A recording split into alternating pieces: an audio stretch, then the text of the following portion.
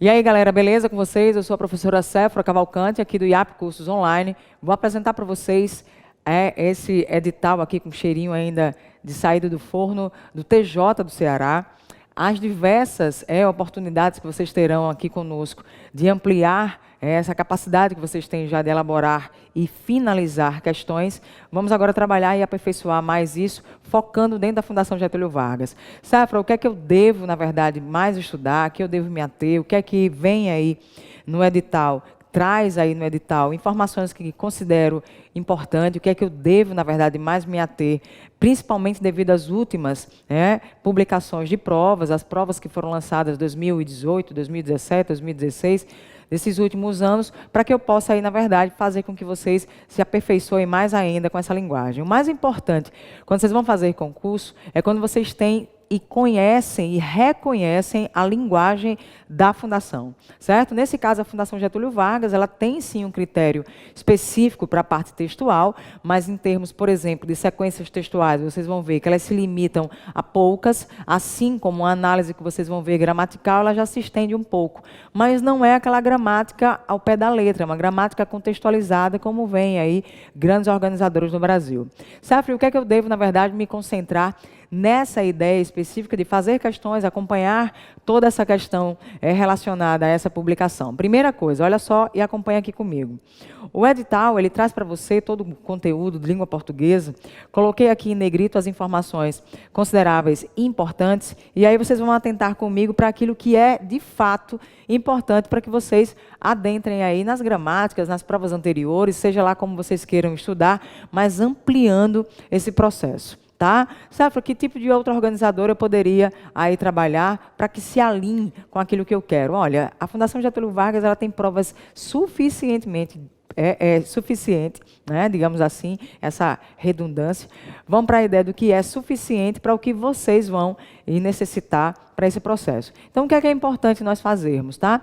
Considere aí todas aquelas publicações de provas das fundações, né, de uma forma geral, seja a Fundação Carlos Chagas, seja a Fundação Getúlio Vargas, mas a linha de raciocínio ela é diferente. Até em termos de análise, nós não podemos nos ater à ideia específica de que a gramática ela vai ser geral. Eu não posso.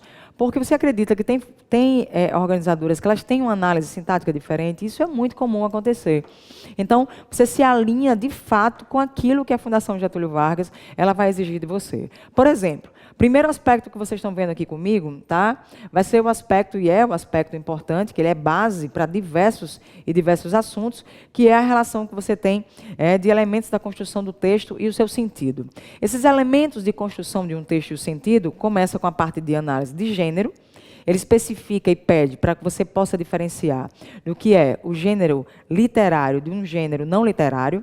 Especificamente, quando você tem um gênero literário, é aquele que tem um critério mais subjetivo. Quais são esses textos? Olha só. Quando você fala da ideia de um texto não literário, a produção dele requer mais o caráter jornalístico, tá? O não literário, você tem isso em publicações de jornais e revistas. São textos, por exemplo, que aqui você vai utilizar com características bem mais de notícias, de artigos de opinião. Não vai se trabalhar com sentido ou com a análise do que é um texto literário. Porque o texto literário, ele já difere, porque a ideia de texto literário, você já vai pensar da literatura de uma forma geral, e um texto literário ele tem uma característica muito mais aprofundada, há um critério de subjetividade, certo? É um caráter subjetivo, aqui vamos ratificar a ideia de ser mais objetivo, e quando eu falo de objetivo é de linguagem, a linguagem predominante de um texto não literário é uma linguagem denotativa.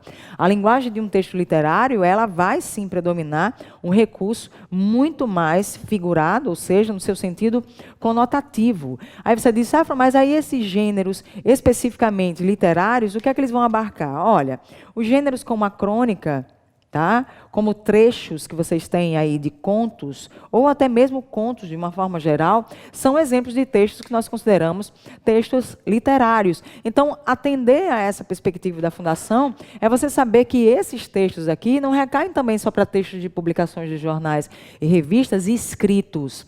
Ele puramente ou predominantemente verbal. As charges também fazem parte. Então, é um processo de leitura, digamos, mais diversificado, em que você, leitor, tem de ter a capacidade de também ler o que nós chamamos de leitura dos implícitos. A relação que existe de pressuposto, a relação que existe de subentendido e, principalmente, fazer a relação do contexto externo, social. Por quê? Porque nós também vamos mergulhar no mundo da redação. E a redação da Fundação Getúlio Vargas, ela vai abarcar essa concepção também interpretativa. Ela não vai trabalhar com a riqueza vasta de textos motivadores que muitas vezes fazem com que você se atrapalhe, se confunda e acha que pode utilizar aqueles recursos textuais na sua redação, terminam, na verdade, interpretando de uma forma diferente aquilo que foi publicado. Então, a Fundação Getúlio Vargas, ela vai priorizar muito um critério de interpretação sua e você como cidadão no mundo. Então, é um contexto crítico, relação de trabalho, a relação social, a relação comportamental, a relação política, jurídica, e tudo isso cidadão. Não é um aspecto futurista, espacial, né, descontextualizado ou descaracterizado do mundo, aqui contemporâneo. Então é um contexto em que você vai ampliar isso. Por isso a necessidade de trabalhar tanto com os textos literários e não literários, para que vocês abarquem o máximo de informações. Séfora, eu não vou ter tanto tempo de ler assim até setembro. O que é que eu faço? Provas anteriores, pô. É a forma mais simples de você fazer. Amplie esse critério com provas anteriores, começa a estudar e, principalmente, começa, na verdade, a se habituar e a saber ouvir a questão. Esse saber ouvir é aquela leitura que você vai fazer no contexto. Saber aquilo que você está lendo e já decodificar todas aquelas informações, não tendo que reler aquilo e perder tempo. É isso que você tem de fazer, se familiarizar com a linguagem da Fundação Getúlio Vargas. Beleza? Então, vamos lá. Esses elementos de construção do texto, né, o seu sentido aí de gênero de texto, literário e não literário, eles vão agora adentrar para a questão de sequência textual. Vou apagar aqui, tá?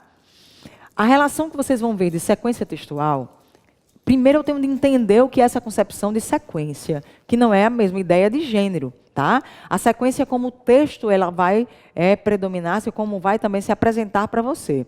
Então eu tenho uma característica muito simples. Quando você pensa nessa ideia aqui de sequência textual e nessa diversidade, a sequência textual, quando você vai falar e ele exige aí, mostra a sequência narrativa, olha o que ele vai fazer para você, descritiva, e a outra sequência, seguindo aqui, a argumentativa, certo?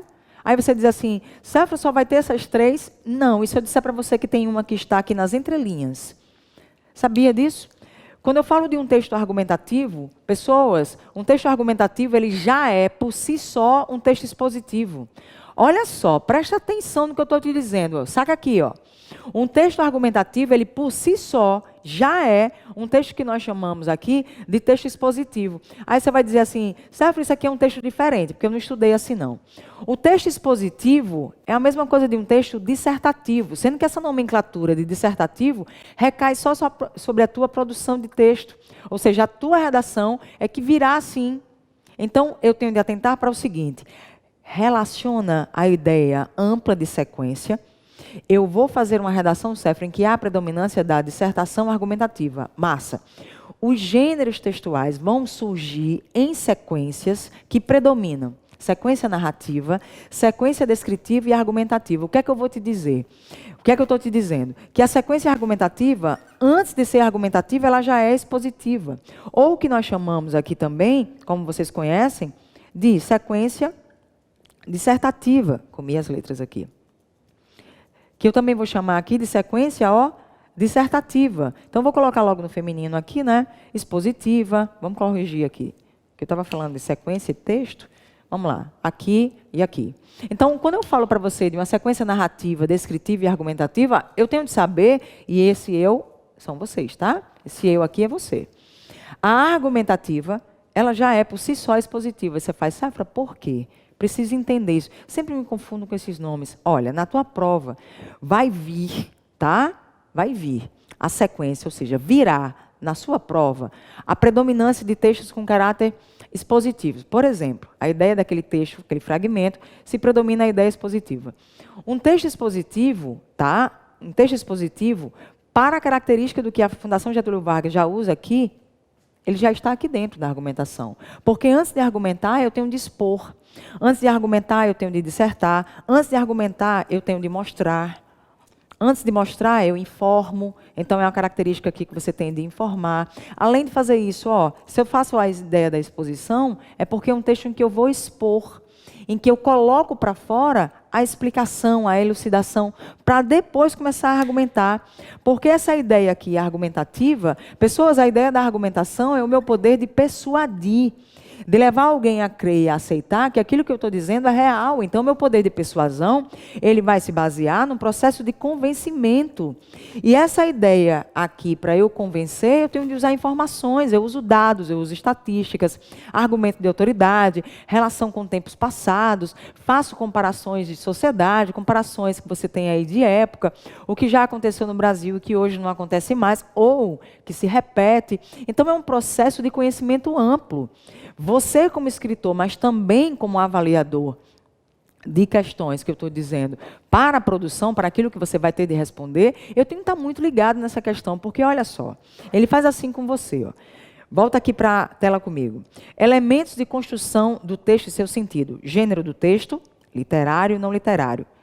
Narrativo, descritivo, argumentativo. Olha, narrativo, descritivo e argumentativo não é gênero, isso é sequência, certo? É como ele vai se apresentar.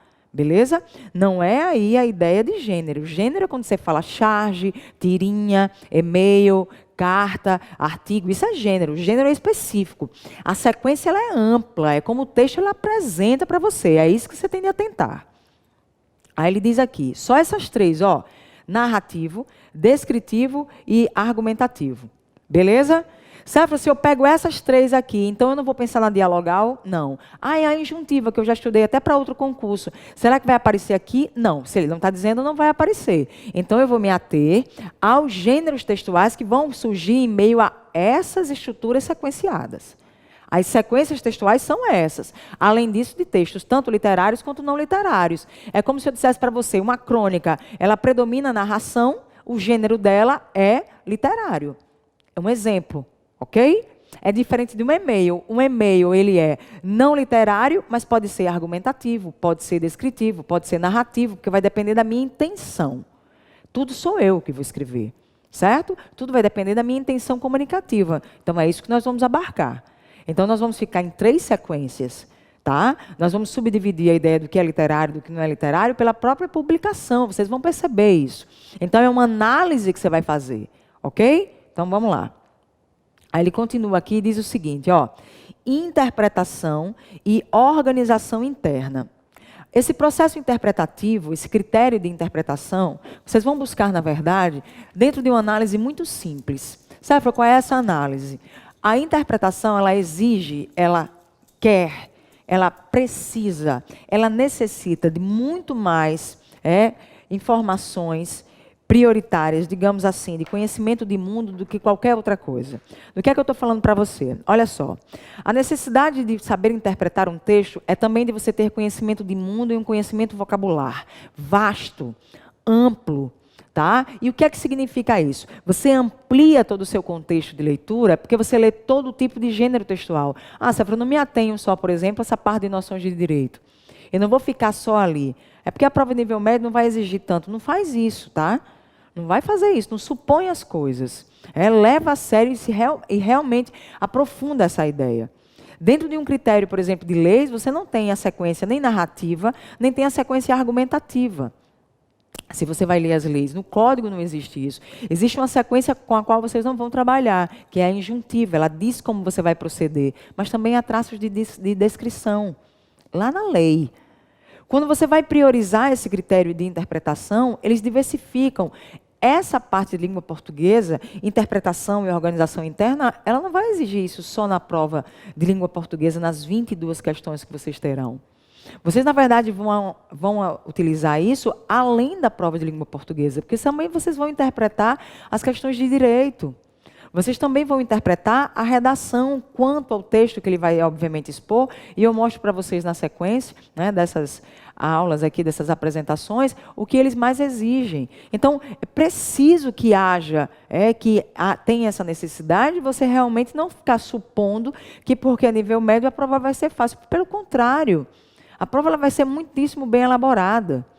Muitíssimo bem elaborada, porque pessoas que já estão estudando para tribunais há um bom tempo, que estão mais esporádicos esses concursos, de uma forma geral, nacionalmente, eu estou falando, quem já vem estudando há muito tempo está indo de um estado para o outro, porque tem uma meta. Então é uma galera que já vem estudando, não é porque é nível médio que vai ser um nível abaixo, pelo contrário, sabe, porque vai trabalhar com noções. Mesmo assim, as noções é preciso ter pelo menos uma noção. É satisfatório para fazer uma prova. Então, um critério que vocês vão avaliar aqui, principalmente para o critério também da redação, é interpretativo. A interpretação, ela requer o que de você? Olha, sempre que você trabalha com a ideia da interpretação, você usa alguns recursos muito simples. Isso aqui você vai usar para a sua vida. E outra, isso aqui em direito você também usa, tá? A interpretação serve para o que é que ela exige? Primeiro, eu tenho aqui de ter um conhecimento de mundo, certo? Quando eu falo para você de conhecimento de mundo, esse conhecimento vasto, não é que você precisa ser uma enciclopédia, é que aquele assunto que está sendo ali exposto no texto, você tem de ter pelo menos uma noção. Olha, eu já ouvi falar nesse autor, já ouvi falar nessa publicação da revista, eu já ouvi falar nesse assunto, porque isso me ajuda a interpretar, certo? É um critério, ok? Quem trabalha com critério de interpretação, é necessário tenha e faça uso do que nós chamamos de juízo de valor, certo? Todo critério de juízo de valor está associado ao que aqui nós vamos utilizar como subentendido. Eu vou usar todas as palavras-chave que possam estar relacionadas aqui. Subentendido. Quando eu digo para você que é subentendido, pronto. Quando eu falo para você sobre subentendido, é porque eu vou ler as entrelinhas, certo? Mas eu posso ter uma interpretação acerca daquela ideia e outras pessoas podem ter outras interpretações. Olha, a forma mais simples de eu explicar para você isso é quando você pensa no direito canônico, surge isso, né? Por exemplo, na Bíblia, quando as pessoas vão interpretar versículos. Cada pastor, cada padre, cada pessoa pode ter uma relação de interpretação. Às vezes a sua falta de capacidade de interpretação acaba fazendo com que você siga aquilo que alguém já disse, ou que aquilo já vem, há tanto tempo sendo solidificado. Mas você pode interpretar de uma outra maneira. Não é da maneira como lhe satisfaz, mas uma maneira adequada. Eu não posso dizer que há só um caminho, sempre vai ser assim, nunca pode ser dessa forma. Se não está dito ali é porque é pecado, se está dito ali é porque é. Existem diversas questões porque o tempo ele vai evoluindo, ele vai mudando. Olha o comportamento da mulher, olha o papel da mulher na sociedade, que são discussões temáticas para redações que vocês vão, obviamente, buscar. Sabe, esse critério de subentendido aqui são, na verdade, diversidade de informações que você vai encontrar. Eu posso subentender várias questões acerca de uma lei. Eu posso subentender várias questões acerca de um discurso de alguém, palavras proferidas por alguém. Discursos que muitas vezes são assim depreciativos, tratando de questões de, digamos, linguagens inadequadas referindo-se a pessoas de determinadas regiões. Aquelas palavrinhas em que você sabe que existe um tom pejorativo. Não, eu não quis dizer isso. Não é que você não quis dizer, é porque aquilo ali fazia parte de você já conhecia assim. Você conhece o nordestino dessa forma. Então você enfatiza no nordestino aquela caracterização. É diferente de você agora dizer que o pessoal do Nordeste é com mimimi, com discussão. Isso é interpretação sua. Entenda que injúria é uma questão específica que só quem pode dizer que foi injuriado fui eu, não é você. Então, a ideia da difamação, a ideia da calúnia, dentro de diversas questões, eu fui aí difamada, ou eu fui, na verdade, injuriada, ou é a ideia de qualquer tipo de preconceito, quem sente isso é a pessoa, não é o outro. Mas isso é interpretativo, não é? Eu não posso dizer assim, o cara disse isso com a mulher, ele foi extremamente grosseiro. Não, pode ter sido uma brincadeira. Eu assisti de longe, mas eu achei que era. Bom, vai depender, né? Então, tudo depende. A interpretação ele requer isso de você. Que você, na verdade, atente para a informação, não do texto só, mas de quem está elaborando a questão. O seu pensamento ele tem de coadunar com quem elaborou a questão, não com quem escreveu o texto. Então, esquece o texto. Esquece o texto que eu estou falando para você, é de esquecer a crítica ao texto. Se você tiver de criticar, você vai ter de criticar quem elaborou a questão. Porque ele quer que o seu pensamento coadune com o dele. Se você tem a mesma capacidade que ele já sabe qual é a resposta quando ele está elaborando. Ele quer saber se você sabe a resposta. A pessoa que escreveu o texto não tem nada a ver com isso. Nada a ver com isso. Compreende? São 3 pessoas trabalhando completamente diferentes. Uma que elaborou o texto, a segunda que elaborou a questão, ou as questões, e você, terceiro, que vai, obviamente, buscar acertar essa questão. São 3 pessoas completamente diferentes. Então, é aí que nós vamos ter de nos encaixar, tá? Então, vem para cá. O aspecto da interpretação, Céfalo, quando você tem aí a interpretação e a organização textual.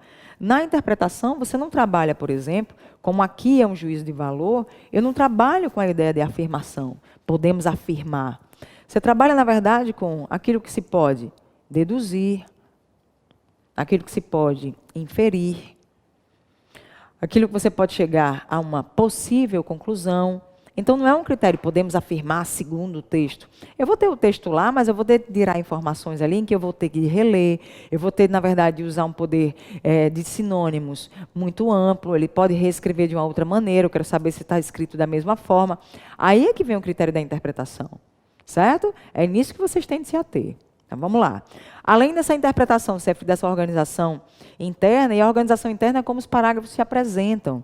Qual é o parágrafo que traz, por exemplo, a apresentação do problema, aquele que traz a argumentação, a ideia da contra-argumentação, o processo de sugestão. Então, você tem essa relação textual em que ele vai fazer uso dessa expressão de organização interna. Ok? Aí, continuando. A parte de semântica, na Fundação Getúlio Vargas, é aquela parte em que você sabe que vai existir. Mas ela começa desde o título do texto, na composição textual, na questão interpretativa, aquilo que eu posso utilizar, o uso de parônimos, tá? Substituições de palavras por outras. Eu tenho de ampliar isso em termos de estudo da seguinte maneira. Sabe, sempre que vou trabalhar com essa ideia de semântica, a semântica ela não vai se ater a sentido e significado das palavras, não é só isso. A semântica ela é mais do que isso. Apesar de eu saber, Séfora, que a semântica, e aí eu posso pegar aqui essa parte da gramática, em que se trabalha com o sentido e o significado das palavras no seu contexto, eu também tenho de saber que existe o processo de sinônimos, existe um processo de antônimos, existem as palavras que são parônimas. Eu tenho de saber, por exemplo, ao ler leis, que o processo discriminatório que está em andamento é diferente de discriminar. Então, vamos pensar aqui só em discriminar, certo? Para ficar mais parecido. Discriminar e discriminar são ações completamente distintas. Falando de ações, porque são verbos, né? Aqui, da forma como eu expus. Discriminar, sabe quem é favorável à discriminação de alguma coisa? É que aquilo deixe de ser crime. Esse des aqui é sem. Sem crime é inocentar alguém. Discriminação é o processo, na verdade, pelo qual você luta, que não haja exclusão por diversos fatores, mas que também há outros significados, vai depender do contexto. Se eu disser para você, olha, eu não estou conseguindo discriminar, sabe, esse barulho aqui no áudio, se é uma buzina ou é um alarme. A ideia de discriminar aí é de diferenciar, de distinguir. Então, eu tenho aqui um valor. Quando eu vou pensar nesse processo discriminatório, alguém foi discriminado por idade, olha, Céfalo, não constava isso no edital de vagas para homens e mulheres, então por que está fazendo isso? Estão chamando, convocando mais homens do que mulheres, apesar de terem aí o mesmo número de pontos, e as notas na redação não foram tão inferiores assim, nenhum nem outra. Como é que faz isso? Aí é um processo discriminatório. Bom, a discriminação aí é a exclusão. Eu já falei da discriminação quando você não consegue diferenciar, né? Discriminar uma letra da outra. E também existe, por exemplo, quando você vai a uma farmácia de manipulação, você pede para manipular uma medicação e quando você recebe, vem lá no rótulo toda a fórmula discriminada. Ou seria discriminada? Ali é discriminada, porque ela vem como, Céfalo? Detalhada. Item por item, a conta que você pede num restaurante, num bar, seja o que for, quando vem a conta, tem lá o que você pediu, a quantidade, o valor, está tudo discriminado, item por item, quantas pessoas estavam, que horas chegaram, que horas estão saindo, divide até às vezes por 2, por 4, por 5, quando você quiser. Então depende do contexto, é esse processo que a semântica trabalha. Assim como a ideia de você trabalhar numa relação de sinonímia. A semântica também tem isso. Olha, Céfalo, a minha opinião, ela vai de encontro a de diversas pessoas. Ela vai de encontro, certo? Ela colide. Mas a minha opinião, Céfalo, ela vai ao encontro de diversas pessoas. Ó, esse ao encontro de diversas pessoas, elas simplesmente concordam. Elas são semelhantes. Então, aí é a ideia de um processo de semântica, que não vai se limitar a isso, mas ela amplia isso no contexto. É necessário o texto para que você trabalhe essa ideia. Beleza? Então, vamos lá. Além desse processo aqui, específico de uma relação bem clara acerca da interpretação e também da semântica, ele diz aqui, ó, sentido e emprego dos vocábulos, esse que eu acabei de falar para você, os campos semânticos, certo? Nessa ideia de campo semântico, dependendo do contexto em que se esteja, o emprego de tempos e modos verbais em português.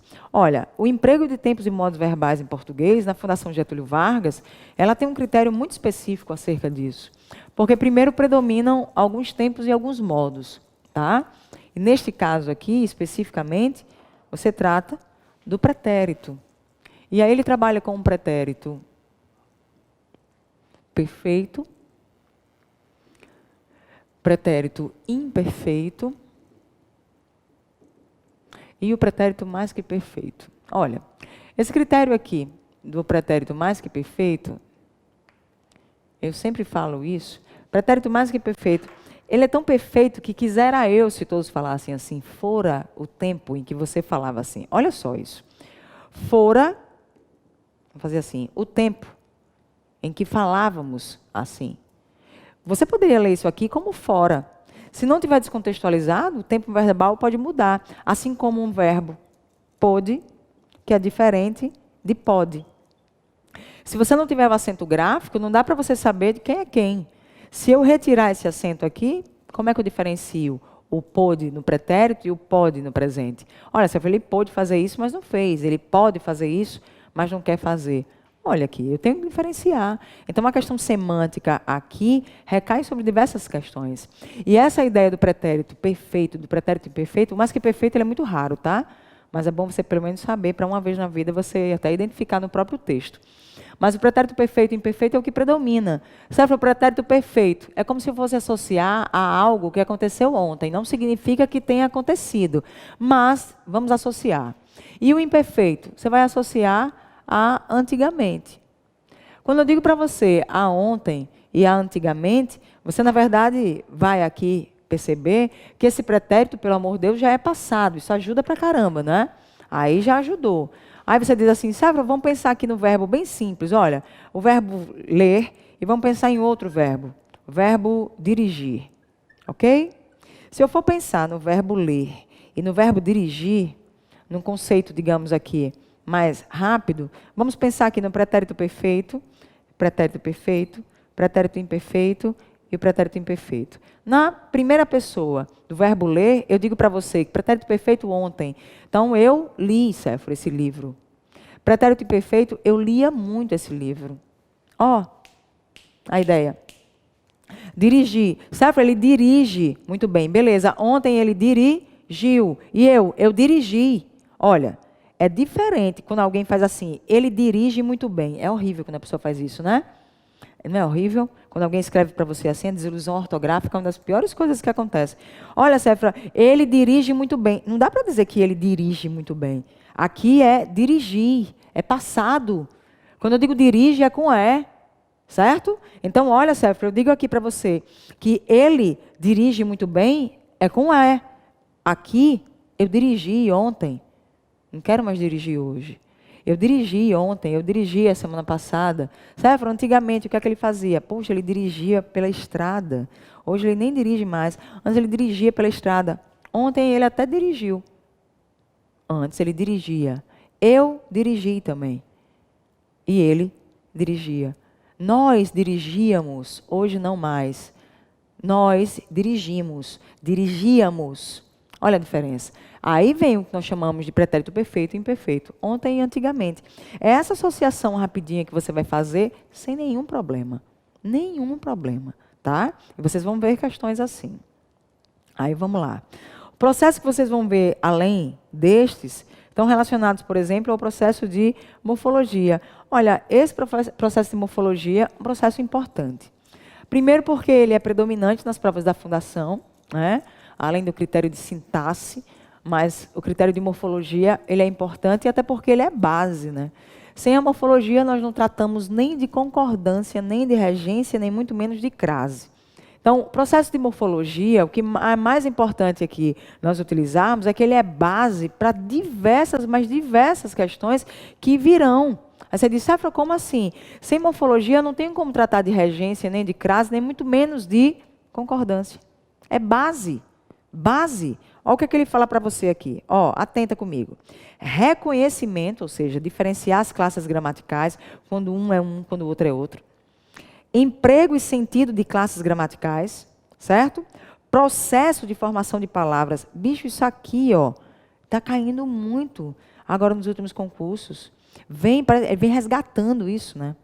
Mecanismo de flexão dos nomes e verbos, que a flexão, na verdade, é aumentativo e diminutivo, que aumenta para o plural, para o singular, quem não vai. Palavras compostas, então, mais ainda. Então, olha só, eu vou retomar isso aqui. No aspecto de morfologia, reconhecimento, e é reconhecimento de classe, tá? Você imagina, ele pede para você reconhecer numa frase, quando ele diz aqui, ó, nós tivemos de seguir pela estrada das Mangueiras. Pronto. Nós tivemos de seguir pela estrada das Mangueiras, ok? Numa frase como essa daqui, quantas preposições nós temos e quantos artigos? Aí você faz bem assim, ó. Aí volta e faz. Olha só. Quando eu trabalho com o aspecto morfológico, o aspecto de morfologia é diferente do aspecto de sintaxe, certo? A parte de sintaxe ela é diferente, ok? Quando você trabalha com o aspecto de morfologia, o que é que você quer? Classes gramaticais. Então, aqui, nós vamos utilizar única e exclusivamente a forma pela forma. Então, são as classes gramaticais, ok? É a forma pela forma, não tem outra coisa. É a forma pela forma, é a palavra pela palavra. Então, é um conceito bem simples. Você vai olhar aqui de classes gramaticais, esse aspecto de morfologia, e na parte de sintaxe, você já vai relacionar a função dessas palavras no contexto. Então, a função das palavras, isso eu estou falando no contexto, certo? No contexto amplo. Aí você diz assim, Safra, nessa frase o que é que eu tenho? Morfologicamente, vamos identificar? Nós é um pronome, tivemos é verbo, tivemos de seguir. De é preposição, seguir também é verbo, pela. Isso aqui é a preposição por, mais o artigo a. Isso aqui é artigo, ó. Isso aqui é preposição. Estrada, substantivo, das. Preposição de, mais o artigo as. Do mesmo jeito, se aqui eu tivesse no lugar do das, tivesse nas, eu teria de saber que eu tenho uma preposição em, mais o artigo as. Compreende? Mangueiras, substantivo. Classificou palavra por palavra, ou seja, a forma pela forma. Não mudou nada. O que é que a sintaxe faria? Completamente diferente. A sintaxe passaria a analisar a função essencial, ou o que nós chamamos aí de termos essenciais, sujeito e predicado. E em cada análise desses termos, nós iríamos classificá-los. Então, se nós aqui estivéssemos diante dessa frase e fosse pedido, por exemplo, qual o valor semântico das estradas, eu não teria. Mas quando você pensa aqui no valor sintático, eu já teria. Por quê, Safra? Porque, olha só, eu vou correr sempre por verbo, certo? O que é que nós tivemos de seguir? Isso aqui é uma locução verbal. O que é que nós tivemos de seguir? Nós tivemos de seguir pela estrada das Mangueiras. Quando você disse que teve de seguir pela estrada das Mangueiras, você seguiu por algum lugar, certo? E essa estrada era das Mangueiras. A ideia de posse, que você tem aqui, adjunto adnominal, ideia de posse é a estrada delas, certo? Caracterizada das Mangueiras. Você tem o sujeito, você tem aqui o verbo, você tem o complemento. Então, dentro dessa análise aqui, o que é que você vai perceber? Que a relação morfológica, quando ele começa a dizer reconhecimento e também o emprego e sentido das classes gramaticais, é no contexto. Serve o processo de formação de palavras. O que é que ele pede? Olha, nesse processo de formação, vocês vão ter de lembrar aqui, nesse aspecto, é uma característica bem bacana, que é eles fazerem relações de uma palavra com outra e saber se foram formadas pelo mesmo processo. Exemplo, quando você tem aqui a ideia de deslealdade, certo? E aqui eu tenho um processo de emagrecimento. Ok? Quais são os processos de formações que eu tenho nessa palavra? As palavras elas são formadas, tá? Muitas delas são formadas por composição, outras são formadas por derivação. Quando eu falo de formação, e aí vocês vão ver isso, no processo de formação por composição, eu vou ter radicais que vão se formar, vão se unir e dar origem a uma nova palavra. Exemplo, o que aconteceu com a palavra embora. A palavra embora é a junção de 3 radicais. Em, mais boa, mais hora. Olha só. Esse aqui é um processo de composição. Por que de composição, Cefra? Porque ele não deriva de uma palavra só. São vários radicais que vão compor uma palavra.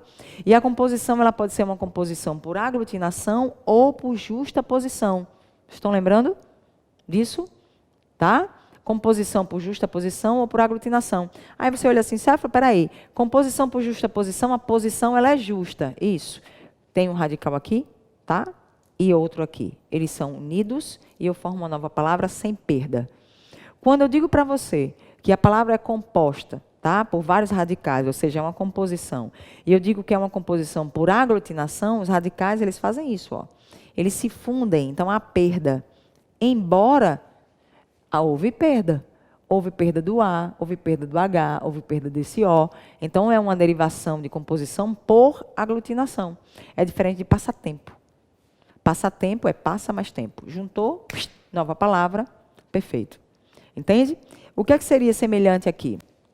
Quando você pensa em deslealdade, quando você pensa em emagrecimento. Ambos têm a formação de um só radical. Então, eu estou tratando de um processo de composição. Cefra, mas sendo que nessa palavra deslealdade, eu tenho o que nós chamamos de prefixo, vem antes do radical, e de sufixo, que vem depois. Emagrecimento. Olha o radical do M até o G, desculpa, até o GR, tá? Daqui eu posso formar magrinho, magreza, magra. Então, aqui já é o seu sufixo. Cefra, aqui é sufixo. E o que vem antes é o meu prefixo. Aí eu pergunto, nesse processo de um só radical, não é composição, ele chama-se agora de justaposição? Também não. Não é aglutinação. Isso é derivação. O processo é de derivação. Olha, Cefra, derivação porque deriva de um só radical? Exatamente. Se eu tenho agora um radical, vão ser acrescidos ao radical, ou vai ser acrescido a esse radical, os chamados afixos. Podem ser os prefixos e os sufixos, um ou outro, ou os dois ao mesmo tempo. Aí vai depender. Quando você fala de deslealdade, você tem aqui a palavra leal, que é o radical, eu tenho o prefixo e o sufixo. Cefra, a palavra lealdade existe? Existe. E a palavra desleal existe? Existe. Então, esta palavra aqui é um processo, sofre um processo de derivação prefixal e sufixal. Por quê? Porque ela existe na presença do prefixo ou do sufixo. Eu posso tirar um ou outro e a palavra existe. Acontece a mesma coisa com emagrecimento? Provavelmente não. Porque olha só o que é que vai acontecer.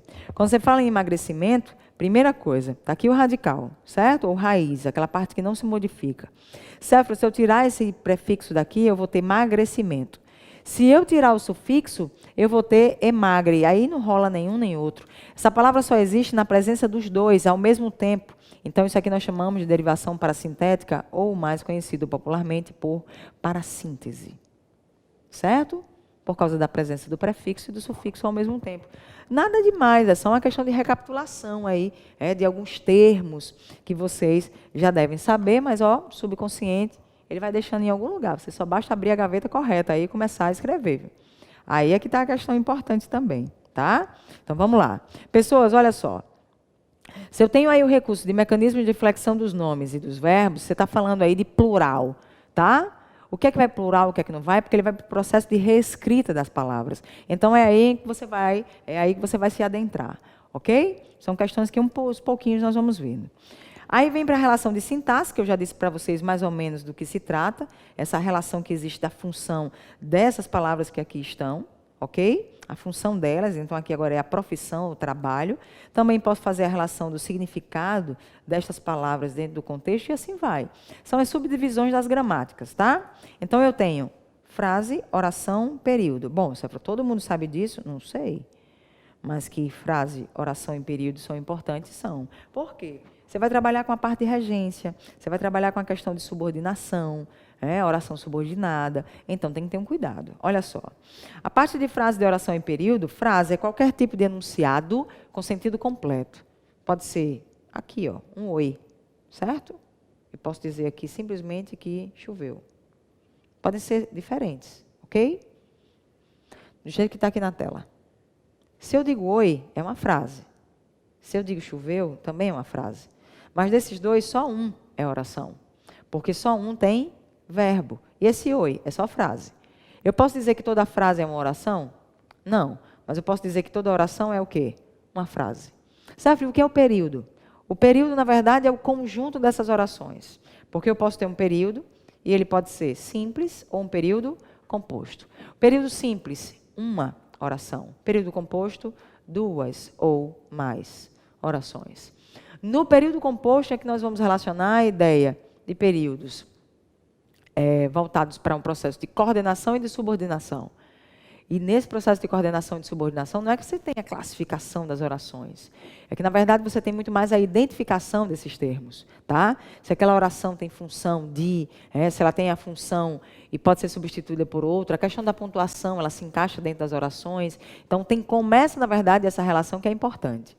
Aí vem, além disso, do processo de formação e de subordinação, processo de coordenação e subordinação nas orações, oração subordinada adjetiva, oração subordinada substantiva, oração subordinada adverbial. E as orações também voltadas para a coordenação. Aí vem a ideia de concordância nominal e verbal, transitividade e regência dos nomes e verbos, que isso aqui trabalham associados. Se eu tenho um verbo transitivo indireto, consequentemente eu estou tratando de um verbo transitivo indireto, a regência verbal. Ok? Não tem como dissociar, certo? Da mesma forma que a regência de nomes. A regência de nomes é quando você vê um nome que exige a preposição. Você faz assim, sabe, eu não entendi, não. Olha, num processo bem simples, tem um outdoor que está rolando por aí, que é interessante até trabalhar isso, porque você trabalha morfologia e sintaxe. Tem um outdoor que é assim, ó, não deixe o trânsito lhe transformar, certo? Pelo menos aqui em Natal é assim. Não deixe o trânsito lhe transformar. Aí você faz transformar em quê? Aí você faz, no leão lá embaixo. Tem uma foto de pessoas de perfil, que ela vai se transformando e, por último, um leão bem agressivo, assim, tá? A questão está toda aqui, ó. Lhe. Porque esse lhe, morfologicamente, o pronome é oblíquo, mas ele é fruto da preposição de, mais o pronome ele ou ela, e também é fruto da preposição a, mais o pronome ele ou ela, singular ou plural, certo? Ou seja, o pronome lhe, ele só pode ser usado com verbos que exijam a preposição. Certo? Isso aqui é a ele ou a ela, é. Isso aqui é dele ou dela, é. A formação dele é essa daqui. Então, para eu prestar atenção no verbo, quem transforma, transforma algo, certo? Quem transforma, transforma algo. Então, ele diz aqui, ó, não deixe o trânsito transformar a você, transformar a ela, a ele. Eu não posso usar o lhe. Transformar você em um leão. Aí, tudo bem. Aí, em um leão, mas está lá escrito, não preciso, escrito que eu digo numa linguagem visual, não na verbal. Mas aqui eu não posso usar esse lhe.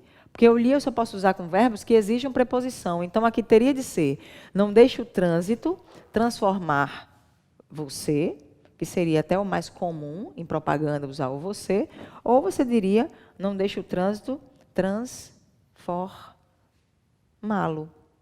Certo? Bom, muito pouco provável o uso desse ló numa propaganda e no outdoor, entende? Então, é muito mais enfático, muito mais rápido, muito mais facilmente depreensível se você utilizasse aí o você. Porque a propaganda ela é assim, né? Você é o próximo, você vai passar, você vai conseguir, você é isso, você é o centro, você é tudo.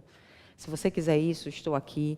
Então, é toda uma proporção para você, até porque isso é a função voltada para a ideia do leitor. Eu tenho uma concentração em você. Então, a função aí que ela vai mais utilizar não é por causa da conversa, É uma função que você vai chamar aí de função específica para propaganda, né? Então, essa função da propaganda, ela é centrada em você. Se ela é centrada em você, o uso do pronome você é importantíssimo. Aí você diz assim, Sávora, mas aí eu tenho transitividade verbal, regência de nomes e de verbos. A regência desse verbo aqui, transformar, ele é um verbo transitivo direto. Então, eu não posso dizer transformar-lhe. Da mesma forma que eu não posso dizer Deus lhe pague. Quer dizer eu até posso. Agora, está de acordo com a gramática normativa? Pouco provável, né? Tem isso. Então, vamos lá. Concordância nominal e verbal, transitividade e regência de nomes e verbos, isso aqui automaticamente. Você já vai pensar na crase, não tem como dissociar, viu? Olha para cá, ó anjo. Falou em regência, automaticamente você está falando no emprego do sinal indicativo de crase, certo? Já está falando. Aí vem, para clarear aqui, vou deixar mais iluminado. O que é que você tem aqui, ó? Além da regência e além da parte aí específica de transitividade. Padrões gerais de colocação pronominal, aqui a ideia é só de colocação pronominal, certo? Então, a ideia de próclise, mesóclise, ênclise, o que é que deve ser usado, o que é que não deve, quando é que eu uso, quando é que eu não uso. Se eu fosse vocês, eu pegaria logo o livro de Provérbios na Bíblia, tá? E já iria começar a ler para entender, por exemplo, que quando você diz, vai receber o documento lá na tua casa, vai chegar para você, e aí diz assim, ó, apresentar-se-ão,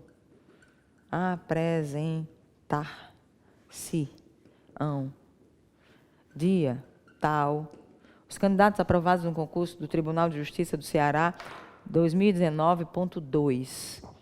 E aí começa, munidos de documentos e tal, e etc, etc, etc, etc. O que é que você faz? Quando ele diz apresentar-se-ão, preste atenção, ó, tira esse se daqui, que é o equivalente à terceira pessoa, do plural neste caso, ó, apresentarão-se. Sabe que eu não posso dizer não apresentarão-se?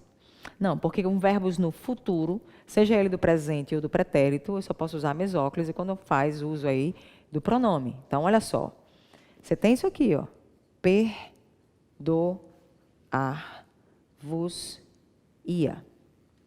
Aí você faz o que é isso? Exatamente isso aqui. Perdoar-ia. Ó, o R e aqui o ia, só a desinência. Esse vos é a pessoa. Perdoaria a vós, não posso fazer isso. Perdoar-vos-ia é mesóclise. Tem que usar, tá? Mas se você vir, por exemplo, a propaganda do Rexona, você vai encontrar o quê? Não te abandona. Aí eu uso o que nós chamamos de próclise. O não tem poder de atração. Ele puxa o pronome para perto, certo? Aí que você tem que atentar. Aí ele continua aqui e diz para você. Colocação pronominal no português, aí vem os mecanismos de coesão textual. Esses mecanismos são os elementos de retomada. O processo de coesão predomina na Fundação Getúlio Vargas o processo de retomada. O uso do esse, essa, isso, desse, nessa. A ideia que você tem de pronomes pessoais, retomando determinada palavra, qual palavra está sendo retomada. Então, eles vão perguntar isso no texto. Sublinham os termos, pede para você identificar qual que não está fazendo referência, qual que está fora do contexto. Então, tudo vai ser validado. Lembrem-se de que são exatamente 22 questões. Então, não vai ter aquela ideia de dizer assim, eu acho que não vai cair esse assunto. Vai. Lógico que vai. São 22 questões. Dá para fazer assim, ó, e repetir. Certo? Vamos lá. Aí vem, questão importante, ortografia, acentuação gráfica, e aí o emprego do sinal indicativo de crase, que eu já havia falado junto com a regência. Mas esses dois, acentuação gráfica e ortografia, não estão tão relacionados à Fundação Getúlio Vargas em termos de questões para você preencher com espacinhos as letras ou qual foi a palavra que foi grafada de forma inadequada. O que é que se encaixa mais, certo? Nessa parte de ortografia, ela vai ser muito mais relacionada especificamente à sua redação. Mas é principal, a sua redação, certo? Além da ortografia, a parte de acentuação gráfica. Então, esses dois assuntos podem vir na prova de língua portuguesa, sim, mas estão na redação. Antes de você escrever, o assunto de acentuação, regência, ortografia, colocação pronominal, a ideia da crase, a concordância, está tudo na redação. Porque é impossível você escrever sem essas regras, entende? Então, é uma complementação. Vocês têm de entender que vocês irão estudar a parte de língua portuguesa ampliando isso para um processo muito simples, que é o processo de fazer redação. Pronto. Você vai ter que fazer um texto entre 20 e 30 linhas. Então, acabou. É isso que você vai ter que pensar. Você acha que quem escreve 20 vai ganhar a mesma coisa de quem escreve 30? Não sei. Porque quem escreve 30, se escreveu errado, tem mais chances de perder. Apesar de ter escrito 30 linhas. Porque cada erro vai haver uma perda. Entende? Então, tem que ter cuidado. Eu tenho de escrever muito, mas eu escrevo bem. Se eu não escrevo tão bem, eu vou ter de me controlar um pouquinho. Está entendendo como é relativo? Então, vamos lá. Aí ele diz assim, ó, no processo. A acentuação gráfica, a parte de ortografia, o emprego do sinal indicativo de crase e a parte de pontuação. Eu, Séfora, amo de paixão o assunto de pontuação. Acho que é a parte da gramática mais legal. Porque, primeiro, para você trabalhar com a parte de pontuação, você precisa saber o que é morfologia, entender o processo de sintaxe, então, mais ainda. Semântica também. Você faz por quê? Porque vírgula muda sentido, porque existem termos sintáticos que não podem ser separados de forma nenhuma, certo? E, além disso, no aspecto também morfológico. Então, dependendo do valor daquela palavra, pode mudar tudo. Aí, o que é que eu tenho de pensar? Seguinte, primeira coisa que você vai imaginar, que aí você já vai anotar para você, essa dica eu vou dar de graça, viu, para você, a respeito da vírgula, tá? A vírgula, você vai ter uma justificativa muito simples, que é fazer isso, ó. A vírgula, Séfora, é 10, tá? Leia este recurso mnemônico, tal qual está aqui. 10. A vírgula, ela é 10. Vão aparecer aqui em cada letra dessa, inicial de cada letra, a necessidade de você trabalhar a pontuação e saber que existem justificativas acerca da pontuação que realmente vão ser utilizadas dessa forma. Ok? Eu vou dar um exemplo para você. Eu digo isso aqui, ó. De certo, meu irmão não fala de medo, certo? Aí eu vou perguntar para você, assim como na prova. De medo, é sobre o que ele não fala ou por que ele não fala? Isso aqui é o assunto ou isso aqui é o tempo? Desculpa, é o assunto ou isso aqui, na verdade, é a causa? Assunto ou causa?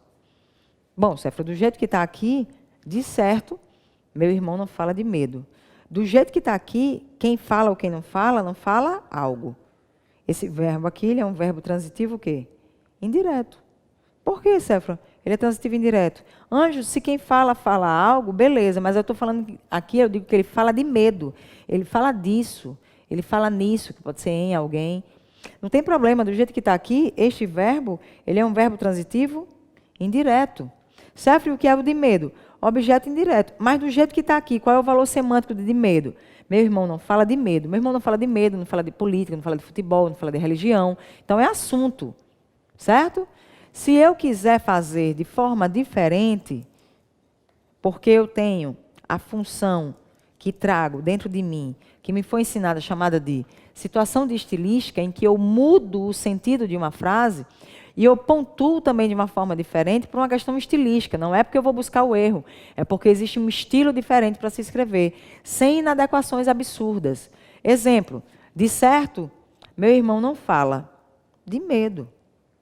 Essa vírgula aqui, você vai me dizer, Séfora, mas eu já ouvi falar que não se separa o sujeito do verbo nem o verbo do complemento. Certíssimo, não se separa mesmo não. Mas aqui, eu estou mudando o valor semântico da frase. Eu estou dizendo para você que meu irmão não fala de medo. Ele não fala porque ele tem medo. Isso aqui passa a ser o seu adjunto adverbial, certo? De causa.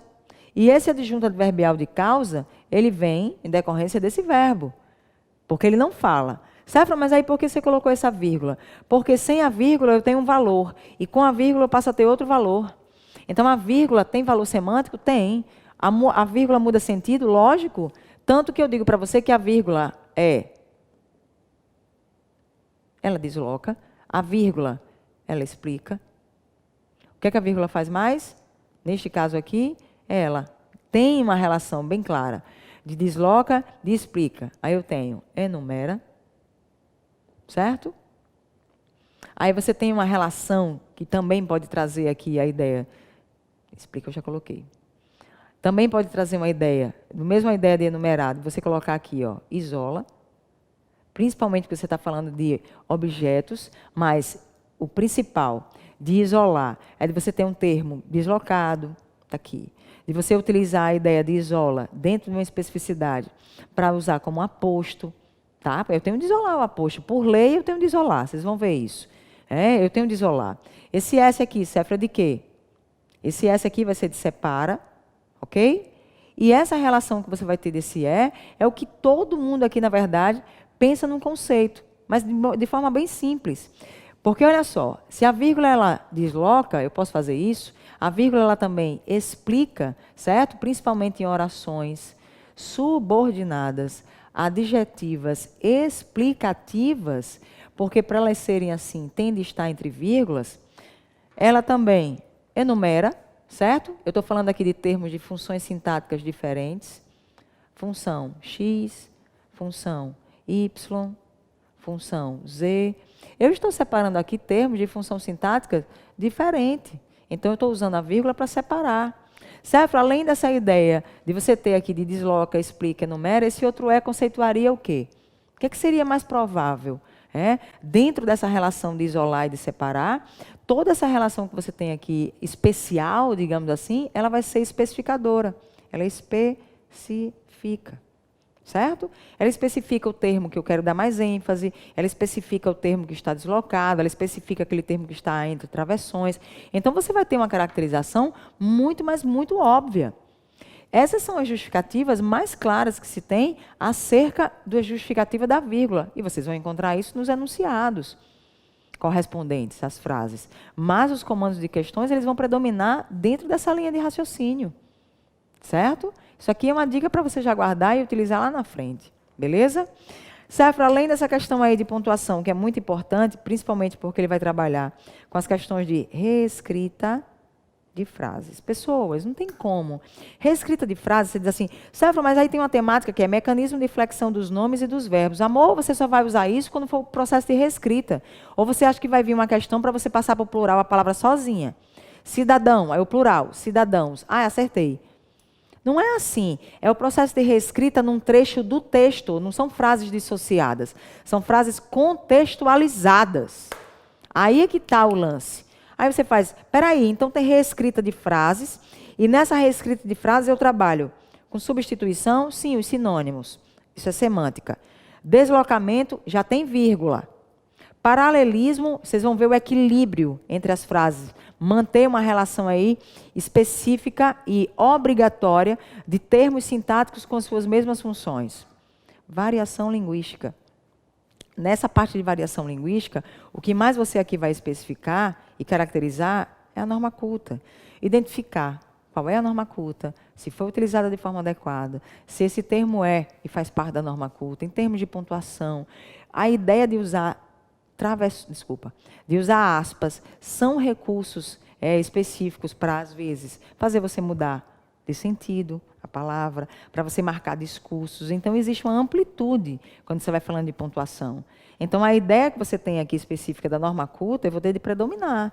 O que predomina aqui é a norma culta. Então, nós vamos ampliar todo esse processo. Aí vem um critério para você importante. Os itens desse programa serão considerados sobre o ponto de vista textual, ou seja, deverão ser estudados sobre o ponto de vista de sua participação na estruturação significativa dos textos. Vocês estão vendo o que ele acabou de dizer? Que tudo que aqui está relaciona-se obrigatoriamente a quê? Então, nessa observação, atentem.